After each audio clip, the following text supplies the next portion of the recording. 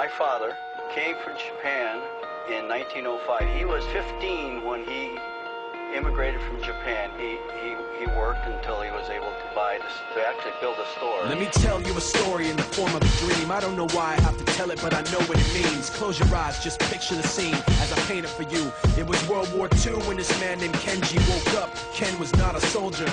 He was just a man with a family who owned a store in LA. That day, he crawled out of bed like he always did, bacon and eggs with wife and kids. He lived on the second floor of a little store he ran. He moved to LA from Japan. They called him immigrant. In Japanese, he'd say he was called Issei. That meant first generation in the United States, when everybody was afraid of the Germans, afraid of the Japs, but most of all afraid of a homeland attack. And that morning, when Ken went out on the doormat, his world went black, cause right there, front page news, 3 weeks before 1942, Pearl Harbor's been bombed and the Japs are coming. Pictures of soldiers dying and running. Ken knew what it would lead to, just like he guessed. The president said the evil Japanese in our home country would be locked away.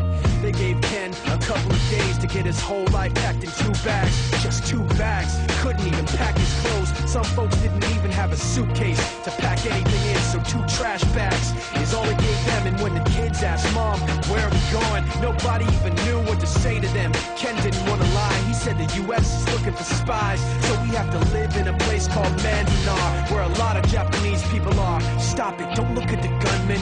You don't want to get the soldiers wondering if you're gonna run or not, because if you run then you might get shot. Other than that, try not to think about it. Try not to worry about it being so crowded. But someday we'll get out. Someday, someday.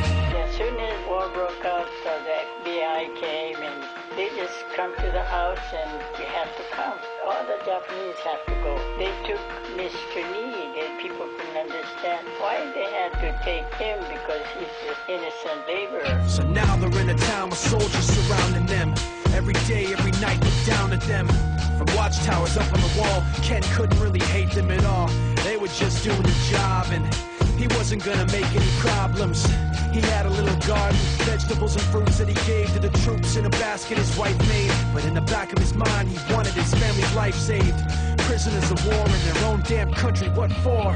As time passed in the prison town, he wondered if he'd live it down if and when they were free. The only way out was joining the army, and supposedly some men went out for the army, signed on, and ended up flying to Japan with a bomb.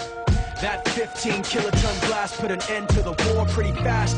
2 cities were blown to bits. The end of the war came quick, and Ken got out big hopes of a normal life with his kids and his wife. But then they got back to their home, and what they saw made him feel so alone. These people had trashed every room, smashed in the windows and bashed in the doors, written on the walls and the floor, "Japs not welcome anymore." And Kenji dropped both of his bags to the sides and just stood outside. He looked at his wife without words to say. She looked back at him, wiping tears away, and said, "Someday we'll be okay, someday." I do think that it made us stronger people, and our faith in America still was there. So when I was in high school, they wanted us to get out of the camp and relocate and assimilate into the American community. I wrote an essay, and I was one of the winners of that. And my theme was for the sanctity and dignity of human life, that we had to get out of the camps and start life. And I think to this day, you know, we all have to have faith and face the future, make the best of it.